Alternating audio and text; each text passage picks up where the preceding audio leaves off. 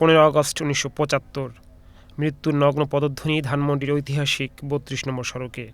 খেকশিয়াল খ্যাত মোশতাক আর ক্ষমতালোভী জিয়াউর রহমানের পরিকল্পনা ও নির্দেশে সেনাবাহিনীর কয়েকজন অবসরপ্রাপ্ত বহিষ্কৃত ও জুনিয়র কর্মকর্তা বঙ্গবন্ধু ভবনে আক্রমণ চালায়, হত্যা করে স্বাধীন বাংলাদেশের স্থপতি জাতির পিতা বঙ্গবন্ধু শেখ মুজিবুর রহমানকে।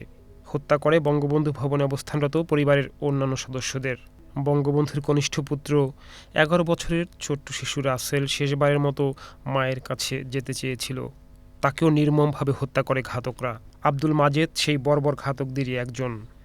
হত্যাকাণ্ডের পর মাজেদ ব্যাংকক হয়ে লিবিয়ায় পাড়ি জমায়। পরবর্তী সময় জিয়াউর রহমান এই ঘাতককে দেশে ফিরিয়ে আনে। আইন করে বঙ্গবন্ধু হত্যার বিচার বন্ধ করে ঘাতকদের দেশে ও বিদেশে সরকারি চাকরির ব্যবস্থা করে জিয়াউর রহমান। 1996 সালে আওয়ামী লীগ সরকার গঠন করলে বাতিল হয় ইনডেমনিটি অর্ডিন্যান্স। শুরু হয় ইতিহাসের কলঙ্কিত এই হত্যাকাণ্ডের বিচার সম্পন্ন হয় 2009 সালে। 2010 সালে 27 জানুয়ারি দিবাগত রাতে 5 ঘাতকের মৃত্যুদণ্ড কার্যকর হয়। ঘাতক আব্দুল মাজেদ আত্মগোপনেই থেকে যায়। সোমবার রাতে পুলিশ রাজধানীর মিরপুর থেকে আটক করে বঙ্গবন্ধু হত্যার মৃত্যুদণ্ডপ্রাপ্ত এই আসামিকে। প্রথমে কারাগারে, পরবর্তী সময়ে আদালতে হাজির করা হয়। আদালত মৃত্যু পরোয়ানা জারি করে। কারাবিধি অনুসরণ করেই শনিবার রাত 12টা 1 মিনিটে কার্যকর হয় ঘাতক আব্দুল মাজেদের মৃত্যুদণ্ড।